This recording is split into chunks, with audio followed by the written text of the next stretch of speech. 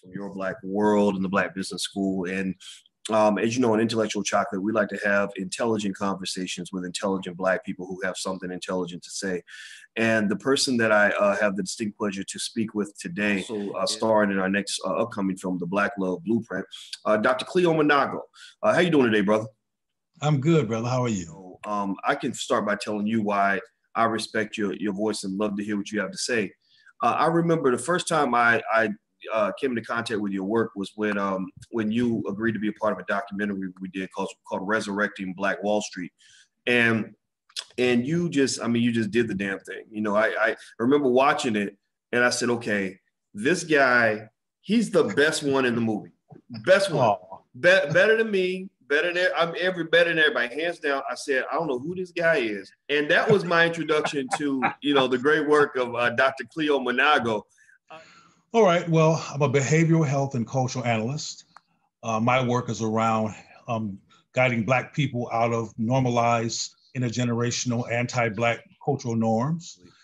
Can you give some examples of anything that you kind of see sometimes that, where people say, oh, that's acting Black. That's what Black people do, but it's really just not healthy and it bothers you.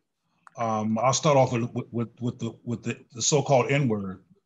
We really should stop finding new excuses and angles in which to dehumanize ourselves and make ourselves question our worth, which is what that word does on an unconscious basis. But I can just give you a short scenario in terms of, from our perspective, we are white accommodationists. We are trained to accommodate whiteness at all costs. There was a time where white supremacy did not push mixed marriage. There was a time where they would never push or affirm Black men being with white women.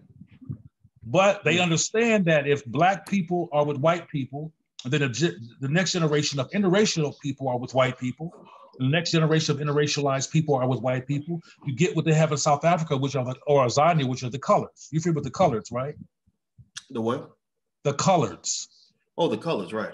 There's a group of people in Azania, which we call South Africa, which are called the coloreds. And they're half Black and half white people who only marry other half Black and half white people or white people to stay light. Wow. Also, you should know that he's actually going to be in a film that we have coming out called The Black Love Blueprint. And the Black Love Blueprint, you can learn more about it if you go to theblackloveblueprint.com. It's all about Black relationships, things like that. And I want to ask you. I have a project called Critical Thinking and Culture Affirmation, which is a behavior change methodology focused on Black people to resolve these kinds of issues. And we have a project in Los Angeles called Watu Wajua, where we work with children and taught them how to decode white supremacy. What turns you on about me? I'm turned on by brothers who are intelligent, who love themselves, where there's a spark between us. Somebody in good shape, somebody healthy. Only brothers? Predominantly, it's my preference. When in bed, is like they're like a man and then a woman. Well, people always ask that, but you asked it more explicitly. It's just like the last question. It was quite explicit to what turns me on. Ain't your business. But no, same gender loving means just that we're two men who love each other. We are with each other because we're attracted to men. Nobody else. It made me take a second look at guys in general, all guys, not just Black guys, everybody. Because you can think some guy is so big and masculine, oh, he would never have sex with another guy, and you could be very wrong. Whitelessness symbolically concerned them.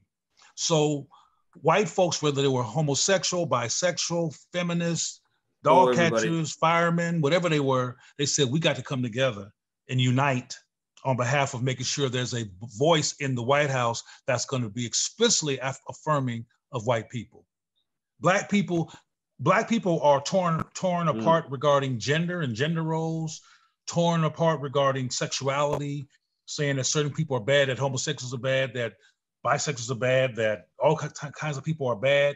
And in these different groups of people, in terms of sexuality, perspective, philosophy, there are a lot of people who are advocating for Black life and Black power and who want Black people to win. And we'll throw off somebody who's brilliant, who's pro-Black, because we don't think that they should love another person of the same sex or whatever our analysis is. And some of us could be very abusive and dismissive. And because we keep on throwing people out, we keep on letting crazy people in who say the right thing, whether their behavior is consistent or not. And it's just a whole lot of lack of dialogue that has to change so we can come together as a people, like we did back in the day of Black Wall Street, et cetera. Or even the early part of the Harlem Renaissance, which was very diverse, where James Baldwin, Langston Hughes, all kinds of Black folks was involved in that on behalf of Black people. Wow, man. Well, you know, you've given us a lot to think about. And I knew you were good, and I knew you were deep, but I did not expect. I mean, every time you always exceed the expectation, man. I want to definitely have you back, you know, when you get some time. I know you got a busy schedule. You're out in LA visiting your mom now. Give her my best. Also, because I think that there's so many things to talk about. Like even the issue we tapped on at the end, I feel like there's more. There's a whole universe of conversation that can be had around that, because I've always felt that Black people need to have a conversation about homosexuality that is our conversation, and not one that was sort of handed to us by white people. You know, I think that we have a different relationship with that, and just so for the record, so people know, you know, what my position is.